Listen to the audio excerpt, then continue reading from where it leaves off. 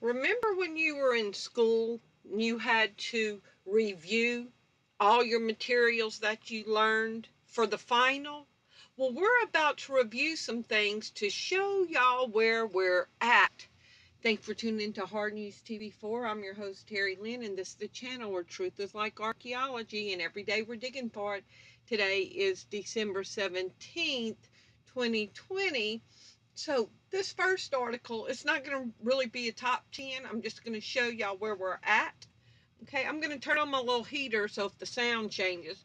Okay, so this first article says from May 14th, 2020, Trump says he is mobilizing the military to distribute the potential coronavirus vaccines. Y'all remember that?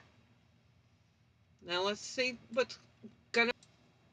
And this is an article from militarybenefits.info.cdc. Let me show y'all the search bar. You see it? Okay, now let me show you something interesting in this article. How do the CDC and the military work together? The CDC opened in Atlanta on July 1st, 1946 as a communicable disease center, a branch of the Public Health Service. Since it was first developed, the CDC has worked to protect the health of the military personnel and veterans in the U.S. So keep that in mind. The military says they have a relationship with the CDC. The CDC says they're going to take care of the military's health. And then I did a whole video on this, how I told y'all I found this PDF by accident. Government.gov/app details US code 1996. Y'all see all that? And I can't remember everything I showed y'all in this because it was a lot. But let me show you the one part. 1523 and 1524. Annual report on chemical and biological warfare defense. And then right here, agreement to provide support to vaccination programs of the Department of Health and Human Services. So we go from biological warfare, chemical and biological warfare. The very next paragraph is an agreement to support the CDC with vaccinations. Now, this is where I'm going to start building on stuff. So type in Dr. Francis Boyle. COVID is biological. So he is the man who wrote and drafted the Biological Weapons Act. And he says that the virus is biowarfare. Now, I did a video on this before that's gotten pulled down, but hopefully some people can see this. So the guy who defined what a biological weapon is says that this virus is a biological weapon. Now, when we go back to this UsG0V paper over here, and it talks about the military on the left with the use of chemical and biological warfare, and then on the right their agreement to support the Department of Health and Human Services and the CDC with vaccines. And the author of the Biological Weapons Act says that this is biological warfare. Now, let me show y'all two videos that I did. So this is a video I uploaded October 24th. Over and over again, the military has conducted dangerous biowarfare experiments on Americans. And then in the next video, I talked about germ warfare that the U.S. military has used on American citizens. Watch this info on past secret bioweapon experiments by the UsG0V and tell me if we still trust this vaccine that is coming on us. The same players are involved in this today as in the past, and here's the proof. Biological warfare is also known as germ warfare, and it lists all the times the U.S. military has used germ warfare on us. The National Institute of Health was involved in bioweapons. Dr. Fauci is with the NIH. Operation Sea Spray, Agent Orange. Number 7, foster kids during the 80s were used as test subjects to give developmental AIDS drugs to without any parental consent or without any advocate to advocate for their safety. And Dr. Fauci was the one that was over this experiment. Okay. Then, so I'm leaving all the things that happened. And let's keep going. So the U.S. military, I'm going to just hit this real quick again. The U.S. military that is being called up to distribute. Trump is calling up the military to bring it to us. The military works with the CDC. Oh, and I left this part out. Look right here where it says content details. Use of human subjects for testing of chemical or biological agents by the Department of Defense. Use of human subjects for the testing of chemical weapons and agents. Okay? Annual report on chemical and biological warfare, and then working with the Department of Health and Human Services, giving them a report on it. And it says on their own papers, the use of human subjects. Then we talk about the author of the bioweapon says that the Biological Weapons Act says that this is a biological weapon. Videos that I've done showing the tests that have been done on the unsuspecting American people. Dr. Fauci even experimenting on foster children. And looky. I've only found this in 2 places. December 9th. Pentagon says troops won't be required to take the virus vaccine. Okay?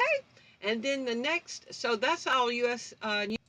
And the second place I found it was in military.com. I have not found no other mainstream media reporting on this. For now, U.S. troops won't be required to get the new virus vaccine. They're being used to roll it out. They're at the CDC. They're accompanying places where it's getting distributed. They do chemical experiments on human subjects. The man who drafted the Biological Warfare Act says that this is a biological weapon, and now U.S. soldiers don't have to take the vaccine for it. Does this seem sketchy? But yet,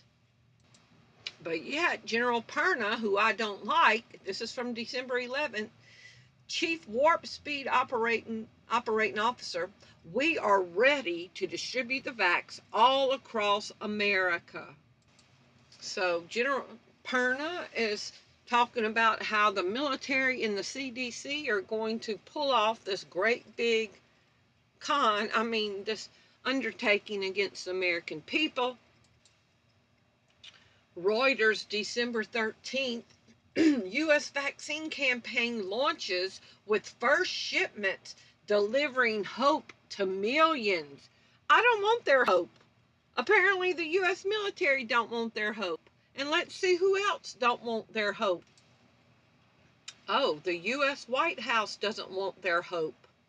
In reversal, Trump says White House staff won't be first to get the virus vaccine. CNN 15 hours ago, Trump won't be getting the vaccine until it's recommended by medical team. They said that they didn't want to take it first. They wanted to give it to other people, to let them get it first. They didn't want to hog it for themselves. Let's see who else. Let's see. It says vaccine campaign launches with shipments delivering hope. So the White House don't want their hope. Who else don't want their hope? Oh, tough as nails Vladimir, riding horses shirtless, doing mixed martial arts. Tough man Putin. He says, nah, I don't want your hope. I'm not taking it. Reuters, November 26. Brazil's president says, nah, he doesn't want their hope. He says he's not going to take it. He don't want their hope. The U.S. military doesn't even want their own hope. But yet they're going to force their hope on us when they're not even wanting it. Let's keep going. And the CEO himself of the company that's manufacturing, distributing the virus VAXX himself does not even want it. He wants to do the gentlemanly thing and not cut in line. He wants to leave it for the little people because, you know, their lives are important. They don't want to take this vaccine. The military doesn't want to take the vaccine. World leaders don't want to take the vaccine, but they're going to force it on us. October 23rd, the Pharmaceutical Journal.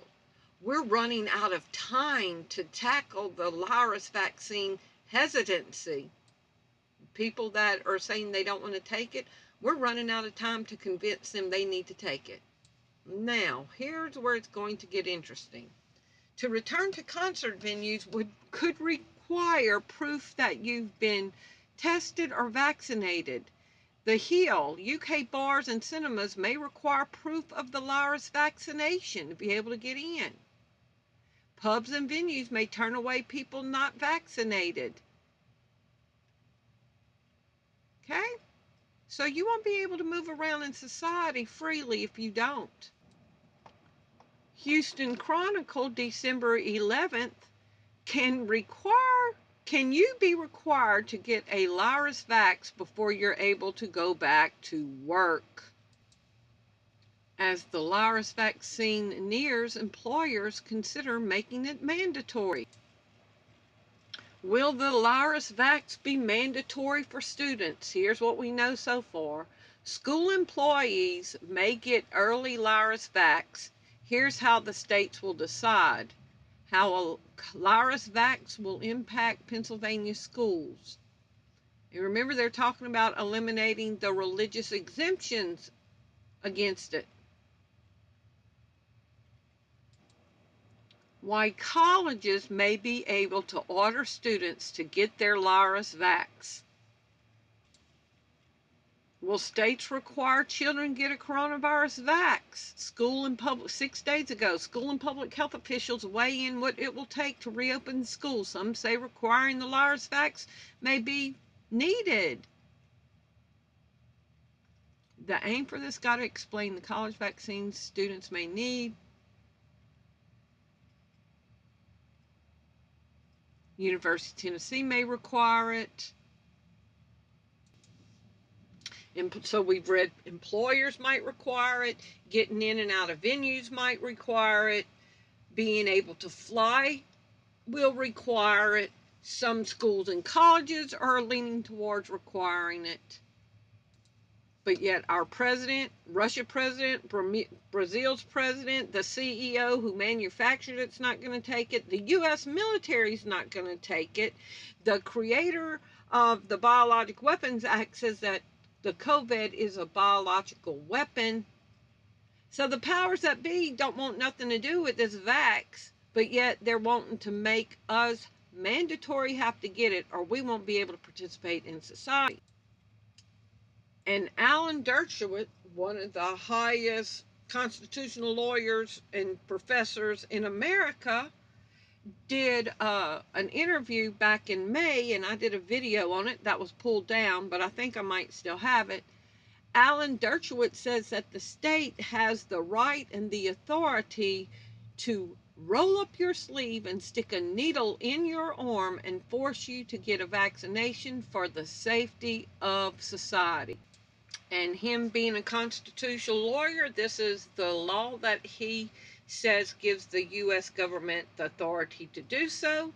Jacobson versus Massachusetts was a U.S. Supreme Court case in which the court upheld the authority of states to enforce compulsory vaccination laws.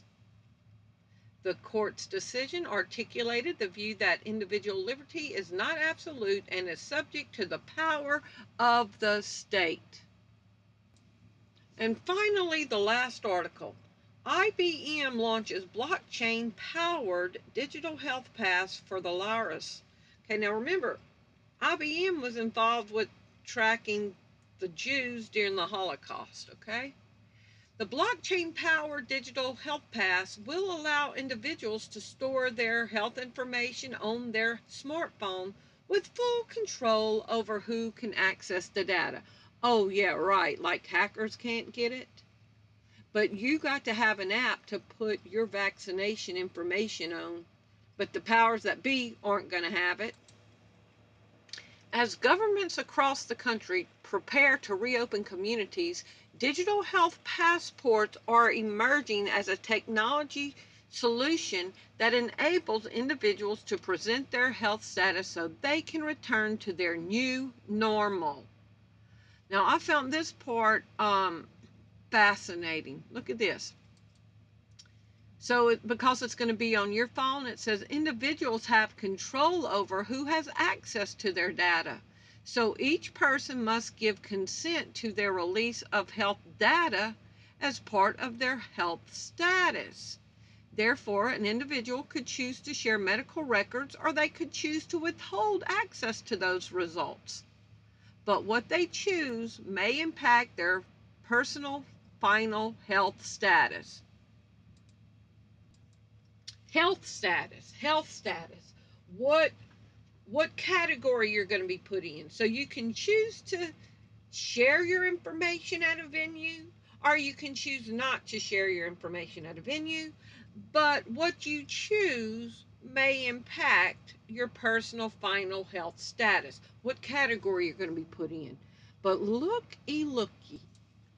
So I just read the top highlighted part as governments across the country prepare to reopen communities. Now look at the second paragraph. At the beginning of the month, the World Economic Forum, you know, the guy who wrote COVID-19, the Great Reset book. At the beginning of the month, the World Economic Forum announced its support for a new digital health pass, Common Pass, which allow individuals to securely document their COVID-19 status electronically and present it when they board a plane or cross a border. So the World Economic Forum that talked about the pandemic has given us an opportunity to basically take control over everything. They're saying that you need this pass to move around, to show that you've been vaccinated. But yet, the U.S. military, who's helped rolling it out, they're not taking it. Our president's not taking it. Other government world leaders aren't taking it. The CEO of the manufacturer who made it's not taking it. But we're going to have a digital pass to move around freely because they want to offer us hope while they decline their own hope. Y'all please leave me your comments below and let me know what you think. Thank you for watching. Bye.